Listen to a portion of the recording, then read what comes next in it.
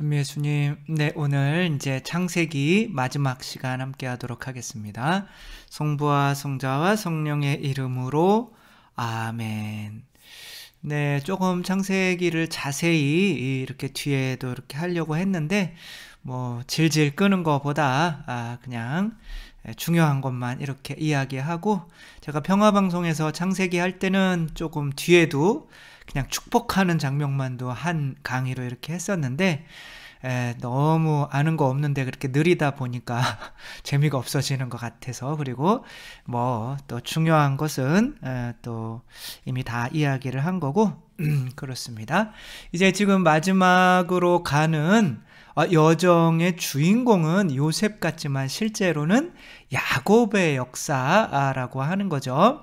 그래서 야곱의 역사는 이러하다라고 하며, 이제 요셉을 통해서 야곱이 나의 정체성이 도대체 뭔가, 내가 왜 에사우 앞에 가기 위해서 이러한 일을 하고 또 이렇게 또 준비를 해야 되는가에 대해서 이렇게 생각을 하는 거죠. 그리고 야곱의 죽음으로 이제 창세기가 끝나게 되는 건데, 이제 야곱의 역사라고 하는 거는, 야곱이 이제 베텔이 굉장히 중요하죠. 베텔과 브엘세바 7개의 우물이 있는 이제 그런 것도 참 중요한 건데, 어떻게 하느님의 집이 되어 가는가, 그리고 하느님의 집이 정말 이렇게 큰 하느님의 집은 뭘까요? 바로 교회죠. 그렇죠? 그래서 마지막은 예수님께서 뭘 세우고 떠나셨어요? 교회를 세우고 떠나셨죠. 그렇죠? 그래서 교회론으로 이렇게 끝나게 되는 거죠. 그래서 오늘은 사실 이제 교회론인 거죠.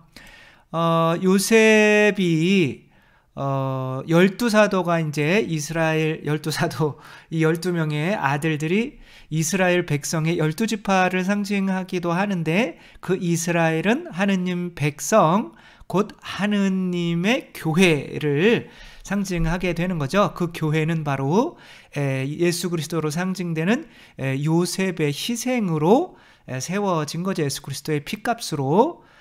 거기에서 또 그 베냐민이라고 하는 또 사람이 큰 역할을 담당하게 되죠. 그래서 요셉이 만약에 베냐민이 없었다면 어떻게 됐을지 모르죠. 네, 요셉은 또 베냐민을 통해서 이들이 우리가 정말 요셉의 자비가 없으면 이렇게 생존할 수 없는 정말 이런 존재들이구나.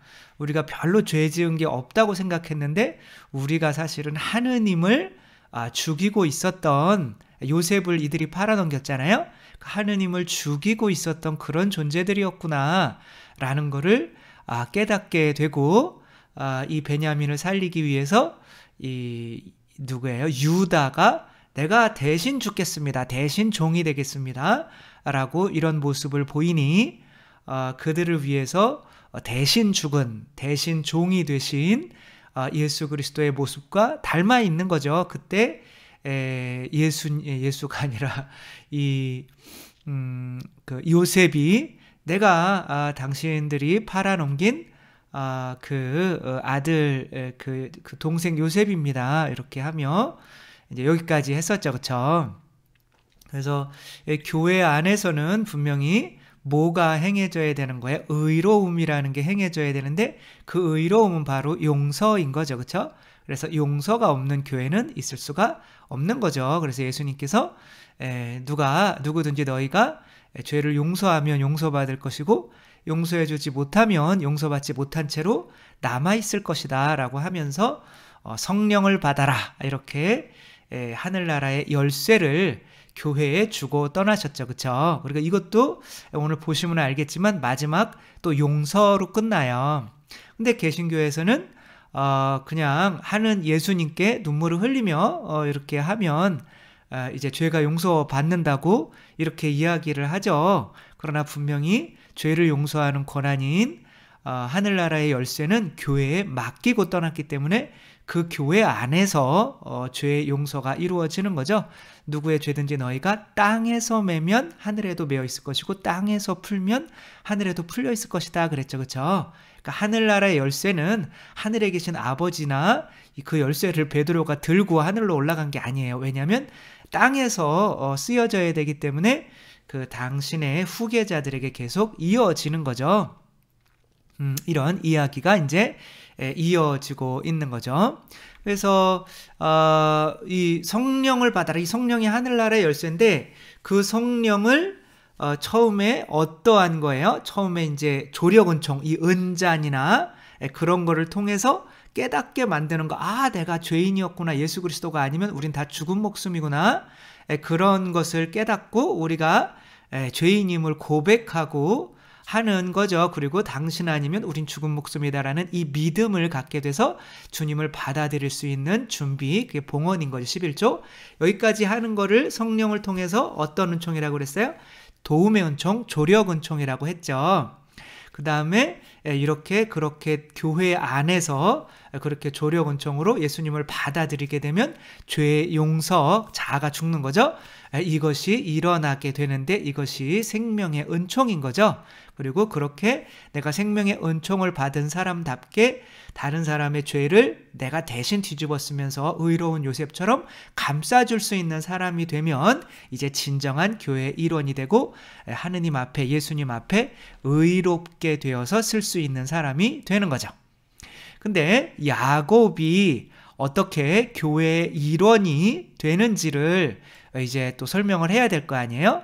이 마차에 타고 계신, 잘 안 보일 수 있는데 이분이 누구예요? 이분이 이제 야곱인 거예요. 그래서 야곱을 데려오도록 이제 파라오에게 이제 허락을 받고 요셉이 형제들을 보내게 되는 거죠. 그러니까 이 형제들은 지금 누구를 태어나게 만드는 거냐면 야곱을 태어나게 만드는 거야. 신기하죠? 야곱이 아버지기는 하지만, 육체적으로 아버지이기는 하지만 이 형제들은 누구를 먼저 만났어요? 그리스도를 먼저 만났죠. 그렇죠? 그러니까 나중에 이 야곱이 누구의 역할을 하게 되냐면 베드로, 교회의 수장, 어떻게 보면 교황님의 역할을 하게 되는데 그 교황님도 결국에는 어디에서 태어난 거예요? 그리스도를 만났던 형제들, 바로 이 교회에 의해서 태어나신 분이란 말이에요. 그래서 베드로가 먼저 예수님을 만나서 회개하고 예수님께 대한 믿음을 가지게 된 것이 아니라 베드로의 동생인, 그쵸? 안드레아와 또 동료인 이제 요한이 그 베드로에게 복음을 전하고 베드로가 그 복음을 믿고 나서 교회의 일원이 됐기 때문에 교회의 수장이 되는 거죠. 그리고 하늘나라의 열쇠를 맡는 거죠. 그렇죠? 그러니까 하늘나라의 열쇠는 뭐예요? 죄를 용서하거나 말거나, 그러니까 죄를 용서하지 않으면 뭐가 되는 거예요? 지옥 가는 거예요. 그러니까 교회에 이런 권한이 있단 말이에요. 그리고 그런 권한을 줬으면 이제 맡겨두는 거죠. 하느님께서 이제 그 말을 하게 되는 거예요. 그래서 파라오가 이제 누구를 이제 초청을 하는 거예요. 베드로가 아니라 야곱을. 그래서 너희 아버지와 집안 식구들을 데리고 나에게 오너라. 내가 너희에게 이집트에서 가장 좋은 땅을 주고 이 땅에 기름진 것을 먹게 해주겠다. 이거 분명히 이제 교회를 초청하는 건데 파라오가 어떤 이 세상의 힘을 가지고 있어요. 여기서는 파라오가 이 세상을 그냥 상징할 수도 있고 하느님께서 이 형제들을 시켜서 누군가를 지금 구원해 오는 거잖아요. 믿음을 주는 거잖아요. 그러니까 하느님을 또 상징할 수도 있어요. 파견하는 하느님께서 요셉을 통해서 이 형제들을, 교회를 파견해서 또 누군가 믿지 않는 사람을 이집트로 데려오는 거를 상징할 수가 있죠. 여기 때까지는 그 지금 이집트, 요셉이 사는 이집트가 교회인 거예요. 근데 아무튼 그래서 너희의 어린 것과 아내들을 생각하여 이집트 땅에서 수레들도 끌고 가거라. 수레는 뭘까요? 여기 은총인 거죠. 그렇죠? 수레들도 끌고 가거라. 거기에다 너희 아버지를 태워오너라. 이 불마차에 엘리야가 들어올리는 것처럼. 그리고 아브라함의 그 하인이 요셉이 아니라 거기서는 이삭이죠. 그렇죠? 이삭의 신부감을 얻게 하기 위해서 뭘 들려보내요? 금은보화를 들려보내죠. 그렇죠? 낙타도 10마리 태워올 수 있도록 보내고, 그렇죠? 그런 것들이 은총이잖아요. 일단 은총을 줘놓고 그렇게 이제 데려오게 하는 거죠. 너희 세간들을 아까워하지 마라. 이집트 온 땅에 가장 좋은 것들이 너희가 차지하게 될 것이다. 그래서 요셉의 형제들이 이제 가나안 땅으로 이제 들어가요. 그래서 아버지한테, 아버지, 우리가 요셉 형제를 만났습니다. 우리 동생을 만났어요. 라고 했더니 아버지의 반응이, 야곱의 마음은 무덤덤하기만 하였다. 무덤덤하기만 하였다. 그러니까 못 믿는 거예요. 뭔 도구의 소리냐, 그게. 니네가 지금 정신이 있는 거냐 없는 거냐, 이렇게 하니까. 근데 어떻게 믿게 되냐면 그들의 말을 믿지 않았기 때문이다. 그러나 요셉이 한 말을 전해 듣고, 이게 뭐예요? 요셉이 한 말이 있어요. 진리죠, 그렇죠? 요셉이 한 말, 진리를 전하고, 요셉이 자기를 데려오라고 보낸 수레들을 보자. 이거 은총이죠, 그렇죠? 그러니까 사람이 새로 태어나게 만드는 건 항상 진리와 은총이 필요한 거예요. 진리는 그 두 천사가 소돔 땅에 있는 롯을 구해오잖아요. 그때도 뭐예요? 두 천사가 갔죠. 그렇죠? 그 두 천사, 진리는 누구와 가까우신 분이에요? 누구를 상징하는 거예요? 그리스도를 상징하는 거고, 은총은 누구를 상징하는 거예요? 스피리투스 상토를 상징하는 거죠. 그렇죠? 성령님을 상징하는 거죠. 그렇게 이 진리와 은총만이 우리를 새로 태어나게 할 수 있는데, 그 새로 태어나는 거는 뭘 갖게 되는 거예요? 믿음이라는 거를 갖게 되는 거예요. 그렇죠? 내가 그럴 자격이 있는 사람이구나. 내가 하느님의 자녀 맞구나. 이렇게 변하게 되는 거죠. 그래서 야곱은 이때 정신이 들었다, 이렇게 얘기해요. 그러니까 믿지 않았기 때문이다. 그런데 이 은총과 진리를 보자 정신이 들었다. 이것은 믿음이 생겼다, 이런 거죠. 그래서 교회의 일원인데 당신은 사람입니까? 하느님입니까? 이렇게 물었을 때 나는 끝까지 사람이에요 라고 한다면 진리와 은총을 만난 거예요? 안 만난 거예요? 아직은 안 만난 거죠. 그렇죠? 왜냐하면 나는 사람입니다 라는 믿음은 누구한테 받은 거예요? 바로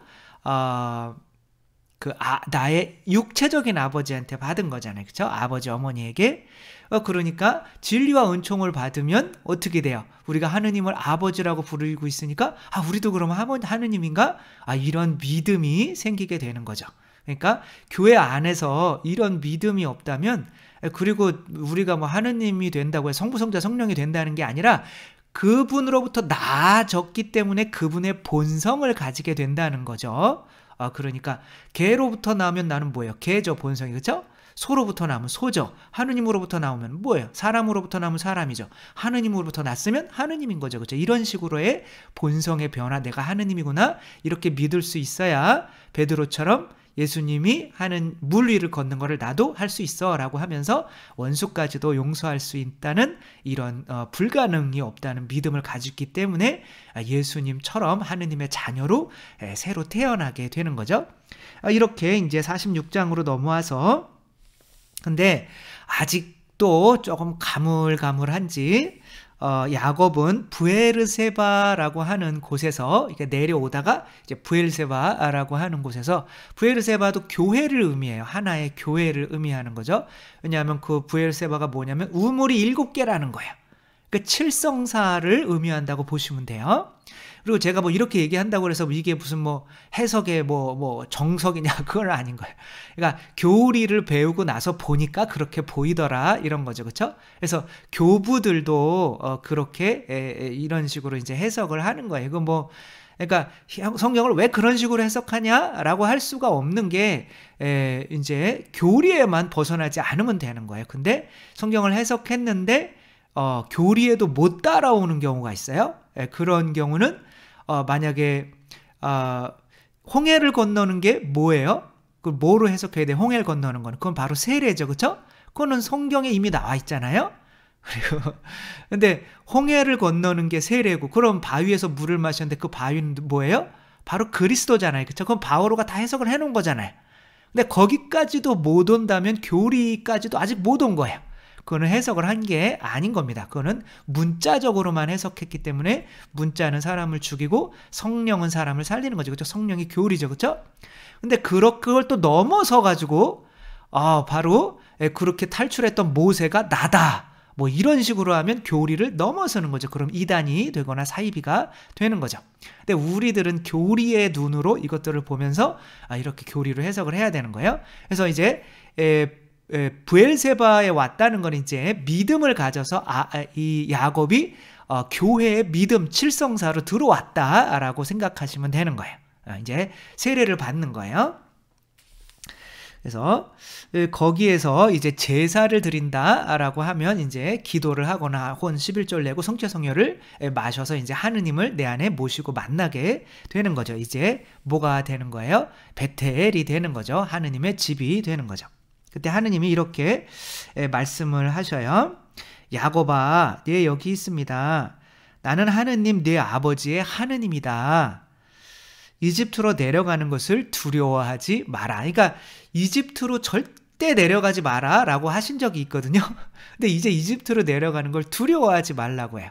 이집트라고 하는 곳은 이제 내가 교회가 브엘세바가 돼버린 거잖아요. 여기서부터는 이제 환경이 바뀌는 거예요. 이제 이 사람들이 누구예요? 교회가 되는 것이고 이제 이집트는 세상이 되는 거예요. 그러니까 이제 타볼산에서 하느님을 만나고 혹은 뭐 세례받을 때 내 사랑하는 아들이다 그런데 거기서 끝나. 그러면 안 되는 거죠. 뭐 해야 돼? 이제 파견을 받아서 세상을 이제 구원하러 가야 되는 거죠. 그래서 이집트로 내려가는 것을 두려워하지 마라. 내가 그곳에서 너를 큰 민족으로 만들어 주겠다. 그러니까 그 전까지 파라오는 뭐였냐면 하느님이었어. 거의 하느님께로 초대하는 이제 브엘세바에서 초대하는 하느님이었을 수가 있는 거예요. 이제 파라오는 뭐가 되냐면 내가 선교해야 될 사람이 되는 거죠. 그래서 나도 너와 함께 이집트로 가겠다. 이제부터는 이제 야곱의 이 한 사도, 그러니까 뭐 12사도와 이제 교회에 하느님이 머무시는 하느님의 성전이 되는 거죠. 근데 이제 의로워지려면 어떻게 해야 돼요? 내가 이렇게 선교를 받아서 세례를 받았던 것처럼 또 나도 누군가를 새롭게 태어나게 만드는 사람이 되어야 하는 거죠. 이게 스켐을 차지하러 가는 것과 같단 말이에요. 그렇죠? 디나, 그러니까 나의 딸을 희생시켜 가면서 이게 성령이죠. 그렇죠? 내 목숨 피죠. 이걸 희생시켜 가면서 거기에다가 또 그 할례를 주잖아요. 세례를 주잖아요. 그렇죠? 그러니까 나도 세례를 줄 때 내가 세례를 받아서 하느님의 자녀가 된 것처럼 나도 이제 세례를 줄 때 진정으로 이제 의로워진다라고 하는 거죠. 그래서 그들은 가나안 땅에서 얻은 가축과 재산을 가지고 이집트로 내려갔다. 그러면은 이제 이들이 이제 하느님 백성이 됐단 말이에요. 그럼 하느님 백성이 누구누구였냐라는 족보가 당연히 나와야겠죠. 그렇죠? 그래서 이집트로 내려간 야곱의 자손이 이렇게 나와요. 쭉쭉쭉쭉쭉 나오는데 이 족보가 나와요. 야곱과 함께 이집트로 들어간 사람은 야곱의 며느리들을 뺀 며느리들 안 됐죠. 그쵸? 여기서는 이제 남자들만 세죠. 며느리들을 뺀 직계 자손들이 모두 66명이었다. 이렇게 나와요. 66명. 66명. 에다가 야곱이 있죠. 그쵸? 그 다음에 또 거기 안에 누가 있어? 이집트 안에 요셉과 요셉의 아들 두 아들이 있죠. 그쵸? 에브라임, 므낫세가 있죠. 그쵸? 그러니까 여기 몇 명이에요? 3명, 여기 1명, 더하면 몇 명이에요? 7명이죠. 그쵸? 아니죠. 5명, 4명이죠. 그쵸? 3 더하기 1은 4명이죠. 이런 유치한 걸로 웃기려고 하면 안 되는데. 아무튼 이런 4명과 66명이 합치면 몇 명이에요? 70명이죠. 그쵸? 70은 뭐냐면 10계명을 칠성사로 이룬 사람들 곧 교회를 의미하는 거예요. 그래서 우리 번역이 70인역 있죠. 그쵸? 그런 것도 마찬가지고 나중에 탈출기에 가면 거기서 이제 또 원로들이 70명이고 이제 하느님 앞에 이제 나아가게 되는 원료들이 70명이고 근데 예수님께서는 루카복음의 제자들을 파견할 때 72제자를 파견했다 그래요. 근데 여기 70명이라고도 하고 또 거기에 이제 다른 사본에는 또 70명을 파견했다 이렇게 나와요. 그러니까 70명이라고 했을 수도 있고 72라고 했을 수도 있는 거예요. 그러니까 70이나 72나 큰 차이가 없는 것이 이 2는 바로 뭐예요? 예수님과 성령님인 거죠. 그래서 두 천사, 은총과 진리인 거죠. 그렇죠? 그러니까 은총과 진리가 이 안에 포함되어 있다. 그럼 70은 교회를 의미하는 거고 72도 그래서 교회를 의미하게 되는 거죠. 어쨌거나 이들이 이제 교회가 세상으로 이제 파견이 되는 거죠. 그렇게 70명이 이제 들어가는데 이제 요셉이 뭘 맞이하게 되냐면 이 형제들을 맞이하게 돼요. 그런데 지금 세상에서는 세상은 썩었잖아요. 세상은 지금 막 가라앉고 있고 이제 막 범죄가 있고 뭐 그런데 근데 요셉이 이 교회 나의 교회를 조금 이 세상과 구별되게 좀 살게 하고 싶은 거야. 그래서 뭐 바티칸이 있고 그쵸? 그래서 이 교회가 세상과 좀 구별이 가죠. 그쵸? 세상은 썩었죠. 이 세상에서 이 사람들을 좀 불러서 여기 안으로 들어오게 하는 게 선교예요. 그래서 이 교회를 에클레시아라고 하거든요. 그러니까 에클레시아는 뭐냐면 액은 뭐냐면 from의 영어로 하면 무엇으로부터 칼레인 이게 뭐예요? 부르다 이런 뜻이에요. 그러니까 세상으로부터 불러 모은 사람들이 모인 것이 교회인 거예요. 그러니까 그 교회는 그러니까 세상과 구분이 돼야 돼요? 안 돼야 돼요? 당연히 돼야 되는 거죠. 구분이 없으면 모아서 우리 집이 다 전 세계가 우리 집이에요. 그러면은 뭘 불러서 모을 수가 없잖아요. 그렇죠? 그러니까 어떠한 울타리가 있어야 되는 거죠. 그러니까 여기에서 이제 요셉이 이렇게 얘기해요. 파라오한테 우리 땅을 가져야 되는데 우리는 목자들이라고 이렇게 여기 양들 다 끌고 가죠. 목자들이라고 이야기를 목자가 뭐예요? 양들 이 세상에 있는 양들을 아버지께로 인도하는 거죠. 그렇죠? 그 목자들이라고 이야기를 하십시오. 그러면 여러분이 고센 지방에 자리 잡으세요. 고센 지방은 그래도 이 나일강이 있으면 나일강이 이제 밑에 이렇게 막 이렇게 여러 갈래로 분산되는 나일강 삼각주 안에 있는 가장 비옥한 거거든요. 이 나일강 이 양 옆에는 다 사막이에요. 그러니까 요 밑에만 굉장히 비옥한 지방인데 거기 고센 지방에 아주 좋은 땅에 이제 살게 해준다는데 왜 그러냐면 이렇게 얘기해요. 이집트 사람들이 목자라면 모두 역겨워하기 때문입니다. 그러니까 이집트 사람들은 목자 그러면 아주 싫어한다는 거예요. 근데 그런 얘기는 어디에도 없어요. 어디 근거가 있는 얘기가 아니에요. 그냥 목자라고 하면 교회가 이제 우리가 목자가 되는 거잖아요. 그럼 세상 사람들이 싫어한다는 거예요. 너희들을 박해할 것이다. 목자라는 이유로. 왜 우리가 잘 살고 있는데 니네를 따라야 우리가 뭐 아버지께 하느님께 구원받는다 그래? 라고 이렇게 하는 거죠. 아무튼 고센 지방에 이렇게 모여서 살게 되는데 이제 요셉의 가족이 누구를 아련하게 되는 거예요? 이제 파라오를 아련하게 되는 거죠.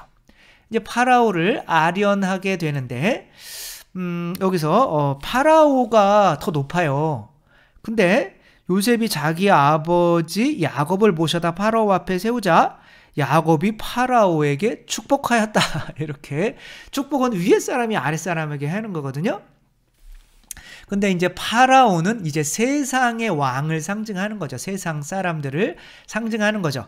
이제 복을 줄 수 있는 사람은 비록 세속적으로는 돈도 없고 명예도 없고 가난하지만 성령을 충만히 가지고 있기 때문에 은총과 진리를 이제 전해줄 수 있는 사람이 이제 교회의 수장이 되는 거죠. 그리고 이제 누구예요? 교회의 수장이 이제 야곱이 되는 거예요. 그러니까 야곱이 대표로 파라오에게 이렇게 축복을 해준다는 것은 이제 근데 그 축복은 어디에서부터 오는 거냐면 바로 내 피인 거예요. 내가 받은 이제 이 피가 그 내 피 안에 은총과 진리가 섞여 있는 거죠. 제가 이렇게 이야기를 하는 것도 거의 그런 건 없지만 그래도 약간은 제가 고생한 땀이 섞여 있고 피가 섞여 있고 또 하느님의 진리가 약간은 섞여 있는 거죠. 그렇죠? 그렇기 때문에 그게 이제 내가 노력을 한 거죠. 그러니까 이렇게 물어봐요. 연세가 얼마나 되시오? 이렇게 물어봐요. 그러니까 제가 나그네 살이한 횟수는 130년입니다. 이렇게 얘기해. 130년 동안 나그네 살이 올해도 하셨네요. 그렇죠? 그러니까 축복을 받았는데 그 누구예요? 에사우의 축복을 다 받았잖아요. 그렇죠? 근데 고생만 하고 살았어요. 신기하죠? 이 세상에서는 축복받은 사람들이 고생만 하는 사람들이란 말이에요. 왜? 교회이기 때문에. 왜? 내 피를 내어줘서 사람들을 구원해야 되기 때문에. 제가 나그네 살이의 한 횟수는 130년입니다. 제가 산 횟수는 짧고 불행했을 뿐만 아니라 제 조상들이 나그네 살이 한 횟수에도 미치지 못합니다. 아주 불행해. 나는 이 세상에서 아주 불행해요. 그러니까 이 세상에서 잘 먹고 잘 살고 무슨 유토피아를 형성하고 이런 것은 교회가 할 게 아닌 거죠. 정말 가난한 이들을 위한 가난한 교회가 되는 것이 교회가 나아가야 될 바인 거죠. 그렇죠?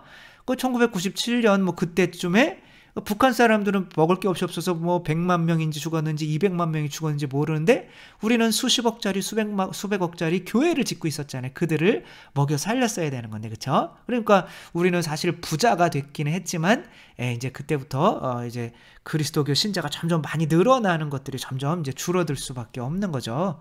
나중에 통일이 됐을 때 그들을 먹여 살렸었다면 아마 그 사람들이 고마워서 통일이 되면 그 사람들이 다 가톨릭으로 왔을 텐데, 아무튼 그런 거죠. 이런 게 이제 우리가 세상에 주어야 되는 축복인 거죠. 그렇게 하는데 이제 요셉이라고 하는 사람은 이제 뭐가 되냐면 아브라함의 이제 어떻게 되는 거예요? 이분의 요셉이죠, 그렇죠? 이분의 이제 어떻게 보면 일을 맡아서 하는 사람이 되는 거죠. 그러면 이제 사람들을 어떻게 교회에 끌어모으는가라고 하는 것을 이제 설명을 해주는 거죠. 그러니까 이제 요셉이 어떤 식으로 하냐면 이제 사람들이 와가지고 이제 곡식이 없잖아요. 아직 흉년이 들었으니까.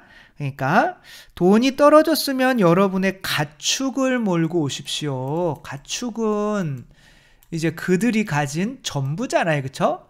네. 당신들 음식 먹어. 여기서 음식이 뭐예요? 축복을 주시는 분의 음식은 뭐? 예수님의 살과 피인 거죠. 은총과 진리인 거죠. 그렇죠? 그러니까 그 내 살과 피를 먹고 마시지 않으면 영원한 생명 얻을 수. 이제 빵이란 말이에요. 그렇죠?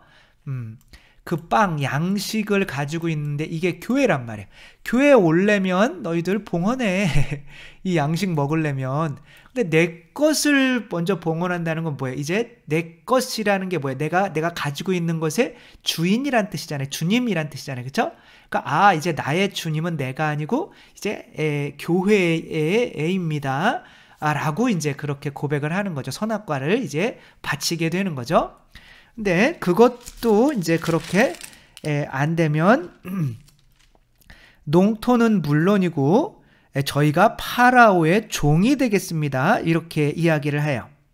이제 뭐를 바치는 거예요? 이제 땅도 바치는 거예요. 땅이라는 거는 생명이거든요. 그렇죠? 그러니까 땅을 바쳤다는 거는 누구에게 뭐가 된다는 거예요? 종이 된다는 거예요. 그러니까 가축 바쳐서 또 조금 먹었더니 1년이 다 간 거예요. 그랬더니 이제는 바칠 게 없어요. 이제 땅을 바치는 거야. 땅을 바치게 만들어서 이제 당신의 이제 교회의 종이 되게 만드는 거죠. 그리고 교회의 종이 되게 만들 수 있는 교회가 가지고 있는 은총이 뭐예요? 교회가 가지고 있는 이 진리와 은총인 거죠. 그렇게 예수님의 살과 피라고 해도 되고 칠성사라고 해도 되고 하느님 나라의 열쇠, 죄를 용서하는 하느님 나라의 열쇠라고 해도 되고 그것을 바탕으로 다 뺏어버리라는 거야. 이거 좀 이상하긴 한데 다 하느님께 내가 하느님의 살과 피만 먹고 마실 수 있으면, 그래서 영원한 생명 얻을 수 있으면 저는 하느님의 종이 되는 거 아무것도 아깝지 않습니다. 뭐 당연히 종이 돼야죠. 하느님의 뜻대로 살아야죠. 그렇죠? 그런 사람, 그렇게 이제 이제 이 세상에서 사람들을 끌어 모으라고 하는 거죠. 근데 성체 성혈 안 먹고 안 마셔도 괜찮아. 뭐 코로나 시대 우리 뭐 안 먹고 안 마시는데 아무 상관없는데 뭐 이런 식으로 가버리면 안 되는 거죠. 그러니까 성체와 성혈에 대한 어떠한 이 공경과 교리를 얼마나 우리가 정말 예수님 살과 피 먹고 마시지 않으면 지옥 간다는 그런 게 얼마나 잘 가르쳐져야 하는지를 우리가 여기서 알 수가 있죠. 그렇죠?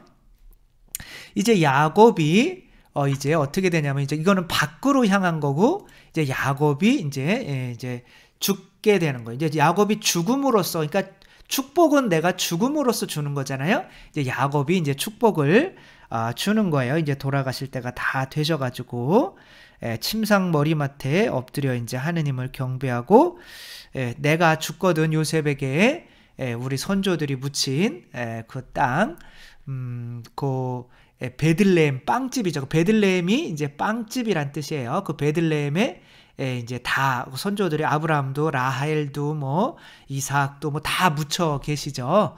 거기에 이제 나도 좀 묻어다오. 이게 뭐 이제 하느님 나라에 이제 안식으로 들어가는 건데 그렇게 십자가의 이제 죽음을 통해서 이제 은총을 마지막으로 전해 주려고 하는 거죠.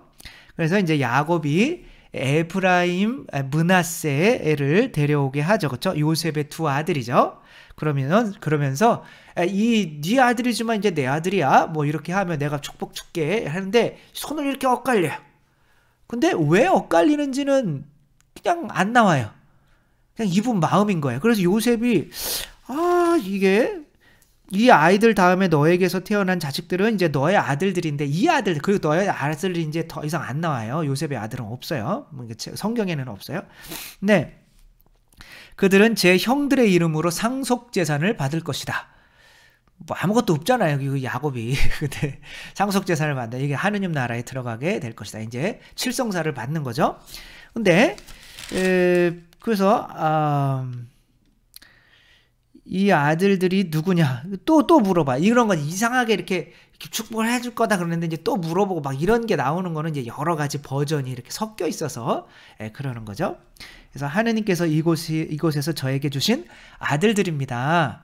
그러니까 너의 아들들은 나의 아들들이지 라고 하면서 이제 축복을 주는데 이제 뭐 축복을 많이 해주죠.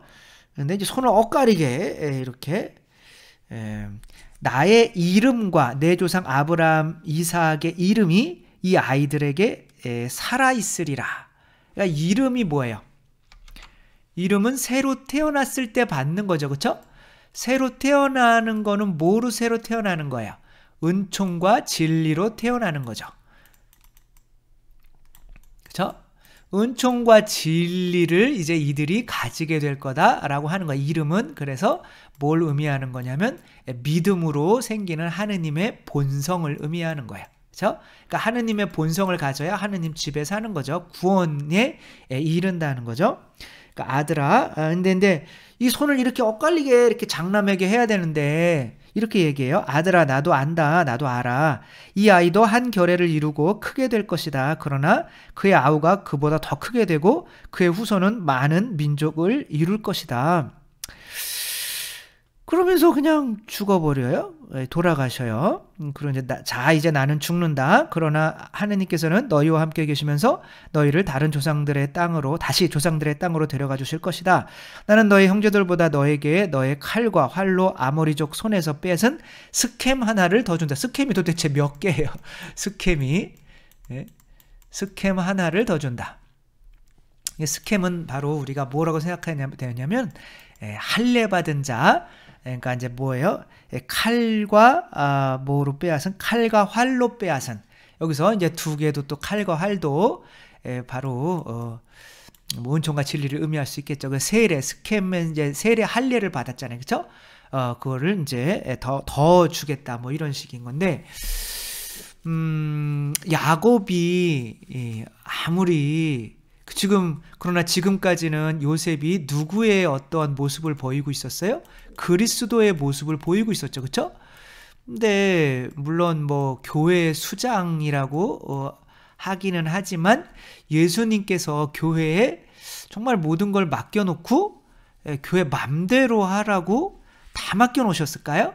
교회가 잘못되면 뭐 동방정개회나 개신교처럼 이렇게 하느님께서 나타나셔서 그런 잘못된 것들을 바로잡아서 새로운 분파들이 생겨날 수 있게 하셨을까요? 아니면 이들이 좀 실수를 하더라도 그냥 모든 걸 다 맡겨놨을까요? 모든 걸 다 맡겨놨다는 뜻이에요. 아무 이유가 없어요. 이렇게 주는 아무 이유가 없어요. 하느님 나라의 열쇠는 뭐예요? 바로 죄를 용서하는 권한인 거죠. 죄 용서받지 않으면 하느님 나라에 못 들어가잖아요. 그러니까 하느님 나라는 바로 열쇠는 예수 그리스도의 십자가에서 흘리는 피와 물이란 말이에요. 지금 야곱이 지금 그렇게 피와 물로 받은 어떻게 보면 그 권한을 행사하고 있는데, 요셉 그리스도께서도 이 야곱이 자기 맘대로 하는 것에 아무 이야기를 못해요. 저도 뭐 본당이나 어떠한 단체에서 누군가를 장으로 뽑잖아요, 그렇죠? 그리고 뽑고 나서는 그 사람이 아주 잘못되지 않는 이상, 뭐 그렇게 잘못되는 경우는 없어요. 그러니까 뭐 그냥 뭐 완전히 이단이나 그렇게 되지 않는 이상은 그 사람에게 터치를 할까요, 안 할까요? 안 해. 그 만약에 내가 세워놓고, 그 사람을 장으로 세워놓고 그 사람이 마음에 안 든다고 계속 뭐라 그러면, 그럼 뭐 자기가 장을 하지. 그리고 그 사람을 그렇게 세워놓은 의미가 없잖아요, 그렇죠? 그리스도께서 교회를 세워놓고 교회에 성령을 주셨다는 것은 당신의 모든 권한을 다 주셨다는 거예요. 그래서 네가 땅에서 매면 하늘에도 매어 있을 것이고, 땅에서 풀면 하늘에도 풀려 있다는 거예요. 그러니까 교황님에게 하늘나라 베드로에게 열쇠를 맡기셨다면 교황님이 막 나가도 건들지 않겠다는 거예요, 어떻게 보면. 그러면 교황님이 진짜 막 나가면 어떡하냐라고 뭐 한스킹이나 뭐 이런 신학자들이 그건 말도 안 된다라고 하면서 교황에게 있는 이 무류권, 오류가 없는, 가르침의 오류가 없고 이제 그런 거예요. 그래서 그런 무류권이나 이런 것들을 이제 거부를 했단 말이에요. 근데 예수님은 주시면 다 주시는 거지. 그리고 그러니까 너희가 땅에서 매면, 그러니까 땅에서 너희가 누군가를 파문하잖아요, 그렇죠? 그럼 나도 하늘에서 건들지 않겠다는 거예요. 그 너희가 그 사람의 죄를 용서해주면, 파문을 철회하고 고해성사를 주면 하늘에도 그냥 용서한 것처럼 여기겠다는 거예요. 그렇게 해야 너 잘못됐어 라고 하면서 동방교회도 나가고 뭐 개신교도 나가고 그런 것에 대한 권리가 인정되지 않는 거예요. 그리고 잘못됐다고 하더라도 정말, 그리고 뭐 실수도 많이 하고 했잖아요. 하더라도 성 프란치스코처럼 교회 내에서 교회가 다시 깨닫고 다시 교회가 가난해져야 되는구나, 교회가 이렇게 폭력 행사를 해서는 안 되는구나, 이런 것들을 깨닫고 다시 돌아올 수 있는 프란치스코처럼 교회에서 개혁을 해야 옳은 거지. 이건 뭐 교황 틀렸어, 하늘나라 열쇠 뭐 이런 거 안 줬어 이런 거 라고 하면서 개신교, 뭐 나는 개신교로 나갈래 라고 하면서 마르틴 루터처럼 이렇게 나가버리면 안 되는 거예요. 그래서 예수님께서는 당신의 성령을 받아라. 누구의 죄든지 너희가 용서하면 용서받을 것이고 용서해주지 못하면, 용서 안 하면 용서받지 못한 채로 남아있을 것이다. 그 죄를 용서하는 권한, 이거 나 이제 건들지 않을게. 그리고 뭐를 해요? 또 12사도를 뽑는, 주교를 뽑는 이런 것도 이거 제비 뽑는단 말이에요. 너희들이 그냥 그 예수님이 밤새 그 기도하셔가지고 뽑았단 말이에요, 그 12사도를. 근데 이들은 마티아를 뽑을 때 제비 뽑기예요. 근데 내가 관여 안 할게, 그냥 니네가 뽑으면 그냥 그런 걸로 인정을 해줄게 라고 한단 말이에요. 이렇게 이것은 예수님께서는 교회를 세우시고 그 교회 안에 당신의 모든 권한을 다 주셨다는 거예요. 그러니까 감히 교회가 이렇게 한다고 해서 그냥 그리고 그게 이해가 안 된다고 해서 거기에서 따지고 뭐 주교님이 뭐 좌파다 좌빨이다 그러면 주교 옷 벗어라 그러면서 본인이 가톨릭 신자로 성체형하고 뭐 그런 식으로 살지 말라는 거예요. 교회를 믿어야 교회가 교회 안에 모든 권한이 있는 거고, 그래서 교회에 순종하는 것만이 우리가 하늘나라 들어갈 수 있는 정말 가장 어떻게 보면 완전한 길이에요. 그렇게 예수님 만나고 막 갈 때까지 가고 영성이 출중했던 아빌라의 데레사도 돌아가시기 직전에 마지막으로 계속 한 게 뭐예요?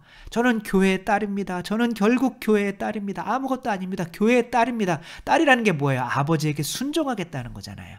그래서 교회에 예수 그리스도께 이제 이 베드로가 순종하는 것처럼, 그래서 하늘나라의 열쇠를 베드로의 믿음 보고 맡기신 것처럼 이 베드로 교회 안에 예수님께서는 모든 것을 맡겨 놓으셨고, 예수님조차도 그 교회 내에서 이 교회가 이렇게 하는 것에 대해서 어떻게 못하신다는 거, 그만큼 모든 걸 맡겨 놓으셨다는 거. 또 예수님도 뭐라고 그러세요? 아버지께서 나에게 모든 권한을 주셨다. 나중에 내가 심판할 거야. 내가 심판하면 아버지는 이제 심판을 안 하셔. 아무튼 그렇게 한번 맡기시면, 하느님은 한번 맡기시면 다 주시는 거기 때문에 그 사람이 이렇게 하는 것에 대해서는 건들지 않으신다는 거 생각하며, 또 이제 야곱이 이렇게 축복을 주는 거예요. 그게 축복이 뭐냐면 심판인 거란 말이에요. 그래서 이 교회의 심판, 교회가 전대사, 이게 하면 전대사를 받으면 이렇게 하늘 연옥에 있는 사람이 바로 천국에 간다는 거잖아요. 근데 한번 바쳐가지고 좀 아닌 것 같아서 또 전대사 받고 또 바치고, 고해성사도 한번 받는데 왠지 찝찝해가지고 또 받고, 이런 거는 교회의 권위를 인정하지 않는 거예요, 여러분. 한번 받았으면 끝인 거예요, 고해성사도. 그러면 이제 12사도에게 축복을 해주는 거예요. 그러니까 루벤이 뭐 했어요? 루벤이 빌한가요? 그래도 엄마잖아. 그러니까 친엄마는 아닐지라도 그래도 저기잖아요. 작은 엄마? 그런 식으로 하는 거잖아요. 근데 그분과 이제 동침을 했단 말이에요. 이거는 하느님의 권위에 대든 불순종한 사람에 대한 심판인 거예요. 너는 나의 맏아들, 나의 힘, 내 정력의 첫 열매지만 너는 영광이 넘치고 힘이 넘쳤다. 근데 물처럼 끓어오르니 너는 남보다 뛰어나지 못하리라. 너는 아버지의 침상에 올라갔다. 그때 너는 내 침상을 더럽혔다. 이렇게 어떻게 보면 축복이 아니라 저주를 받는, 이게 다 축복이라고 하는, 이게 심판이란 말이에요. 축복이 아니라. 시메온과 레위는 이제 칼로, 여기서는 이제 아버지의 뜻을 물어보지 않고 자기 멋대로 칼로 그 스켐에 있는 사람들을 할례받게 해놓고 아플 때 다 죽여버린 것에 대해서 이제 그 잔악한 그들의 분노는 저주를 받으리라, 이렇게 심판을 한단 말이에요. 근데 유다는 어떻게 했어요? 자기 형제를 위해서 베냐민이 종이 되는 거를, 그러면 아버지가 아파할까봐, 그쵸? 하느님이 아파할까봐 내가 이 사람의 죄 내가 대신 갚겠습니다 라고, 내가 종이 되겠습니다, 죽겠습니다 라고 예수 그리스도와 같은 모습을 보였기 때문에, 그래? 너의 이제 메시아의 후손은 너에게서 난다, 이렇게 이제 축복을 해주는 거죠. 이게 예언인 거죠. 그쵸? 이 유다의 예언은 너무나 유명한 거기 때문에 한번 읽어보도록 하겠습니다. 너 유다야, 내 형제들이 너를 찬양하리라. 내 손은 원수들의 목을 잡고 내 아버지의 아들들이 내 앞에 엎드리리라. 내 아버지의 아들들이. 유다는 어린 사자다. 예수님이 이제 사자로 요한복음으로 이렇게 돼 있죠. 내 아들아, 너는 내가 잡은 짐승을 먹고 컸다. 유다가 사자처럼, 암사자처럼 웅크려 엎드리니 누가 감히 그를 건드리랴. 유다에게 조공을 바치고 11조. 민족들이 그에게 순종할 때까지 왕홀이, 그러니까 왕의 족속이라는 거죠. 메시아의 족속. 유다에게서 지휘봉이 그의 다리에서 떠나지 않으리라. 그는 제 어린 나귀를 포도줄기에, 포도나무, 어린 나귀, 요한복음에 많이 나오죠. 그렇죠? 다른 복음서에도, 그쵸? 나귀는 겸손하지만 포도나무, 줄기는 뭐예요? 바로 거기서 나는 포도나무 넘는 가지다. 이렇게 하며 그 은총이 들어오는 거죠. 내 새끼 나귀를, 새끼 나귀를 또 가지고 있는 어미 나귀를 타고 오시죠. 그쵸? 좋은 포도나무에 메고 포도주로 제 옷을, 그쵸? 포도주의 붉은 즙으로 제 옷을 빤다. 이게 뭐야? 피를 흘리겠다는 거죠. 그렇죠? 예수 그리스도의 순환을 이미 예언을 하고 있는 거죠. 이사야서 63장인가요? 거기서 이제 뭐 에돔 땅에서 오는 옷을 붉게 물든 어떤 구원자를 보게 되는데 왜 옷이 이렇게 붉어요? 뭐라고 물어보니까 내가 분노로 내 포도즙을 밟아서 그 포도즙이 땅에 떨어지게 했다. 그래서 내가 그 포도즙이 빨갛잖아요. 그래서 내 옷이 빨개진 거다. 피로 적셔져서 우리의 죄값으로 대신 속량하신다는 그런 의미인 거죠. 그의 눈은 포도주보다 검고 그의 눈은 우유보다 적과 꿀이 흐르는 땅 뭐 이런 걸 또 상징할 수도 있는 거죠. 이게 그쵸, 이미 메시아의 순환, 그 다음에 왕족 메시아가 어떻게 해야 되는지 이미 다 이렇게 예언이 되고 있는 건데 그냥 보이는 사람만 보이는 거예요. 그쵸? 그리고 이제 뭐 쭉 가서 단이라고 하는 이 아들에게는 길가의 뱀, 오솔길의 독사, 발꿈치를 물려고 하고 물어 그 위에 탄 사람이 뒤로 떨어진다. 뱀이라는 거예요. 그렇죠? 주님, 제가 당신의 구원을 기다립니다. 이거는 뭐 예언이라기보다는 이 뱀 자아에 묶여 있는 이것을 뭐 축복을 하다가 주님, 제가 당신의 구원을 기다립니다. 이렇게 구원이 뭔지 뱀에게서 우리 자아에게서 우리를 구원해 주는 것이 바로 구원이라는 걸 알려주기도 하고, 요셉은 열매 많은 나무, 샘가에 심긴 열매 많은 나무다. 그 가지가 담장너머로 뻗어간다. 이 교회가 성장하고 커져가는 어떤 이런 이미지를 볼 수가 있죠. 이제 야곱이 이제 돌아가시고, 그리고 이제 야곱을 이제 어디에 묻어줘야 돼요? 이제 요셉이 이제 후계자인 거죠. 요셉이 이제는 교황님의 후계자가 되는 거죠. 그래서 이제 이 교황님을, 야곱을 이제 원했던 곳에 묻어주고, 이렇게 끝나게 되는 거죠. 7일 동안 장사를 지내죠. 그리고 몇십일 동안 또 그러니까 여기 그들이 이 일을 하는데 40일이 걸렸다. 이게 뭐였냐면 방부제가 뭐죠? 그렇게 안 썩게 하는 거, 피라미드에 거기 들어가는 것처럼 안 썩게 하는 거, 그렇게 하는 것을 이제 방부 처리하는데, 방부가 뭐야? 영원히 산다는 거죠. 그쵸? 그거 하는데 40일. 이거 뭐야? 40은 내가 세속 육신 마귀가 죽는 시간이잖아요. 그쵸? 내 자아가 죽는 시간이잖아요.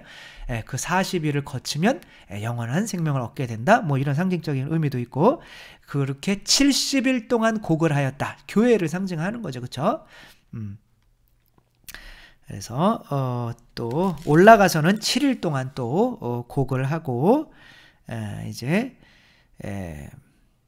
모르는 사람들이 볼 때는 이집트인들의 장엄한 애도로구나 이렇게 생각하고, 막펠라 이제 밭에 있는 동굴에 안장되는 거죠. 영원한 안식에 든다는 거죠. 그렇죠? 근데 이제 이렇게 죽으니까 마지막에 또 뭐로 끝내야 될까? 이렇게 끝내도 딱 좋은데, 정말 이제 교회가 이어가야 되는 거잖아요. 교회가 이어갈 때 어떻게 이어가야 되냐면, 용서로 계속 용서하는 권한이 이제 요셉에게 이제 있잖아요. 하늘나라의 열쇠가. 그러면은 형제들을 용서하는 이야기로 끝나야 될 거 아니에요. 그렇죠? 그러면 어떻게 끝나냐면, 형들을 이제 안심시키며 이제 형들에게 어떻게 안심을 시키냐면, 형들이 이제 아빠가 죽었으니 이제 얘가 우리를 죽일 거다 라고 하는데, 그 용서는 이어가야 되는 거죠. 이게 하늘나라의 열쇠는 후계자에게 이어진다는 거죠. 이렇게 이야기를 하죠.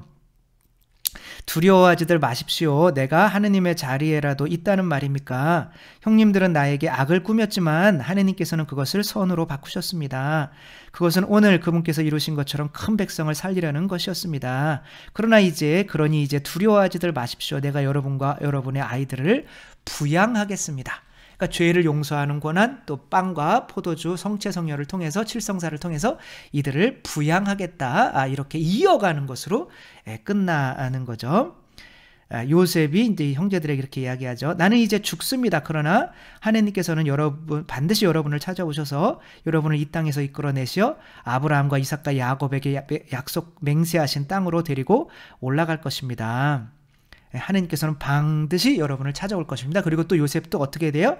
요셉이 110살에 죽자 사람들이 그의 몸을 방부 처리하고 관에 넣어 이집트에 모셨다. 그러니까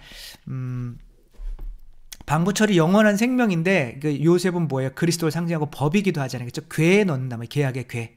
그게 뭐야? 교회의 어떤 진리로서 교회에 남아있고, 이제 교회와 함께 예수 그리스도도 어떻게 되는 거야? 이제 나중에 마지막 때는 하느님 나라의 안식으로 가게 되는 거로 이렇게 끝나는 거죠. 네, 이렇게 교회론으로 어떻게 보면 끝나게 되는 이 창세기 너무나 완벽하죠, 그렇죠? 근데 또 신약 성경의 교회론은 어떻게 보면 마테오 복음이거든요. 그래서 뭐 이렇게 구약 하나 신약 하나 이렇게 나가려고 해요. 그래서 다음에는 이제 마테오 복음, 도대체 이렇게 계시된 교회론이 마테오 복음에서 어떻게 실현되는가, 그거를 좀 생각하면서 마테오 복음을 또 함께 하시면 더 재미있을 것 같습니다. 주님께서 여러분과 함께 전능하신 천주 성부와 성자와 성령께서는 여기 모인 모든 이에게 축복을 내리시어 길이 머물게 하소서. 주님과 함께 가서 복음을 전합시다. 하느님 감사합니다. 성부와 성자와 성령의 이름으로 아멘. 네, 감사합니다. 사랑합니다.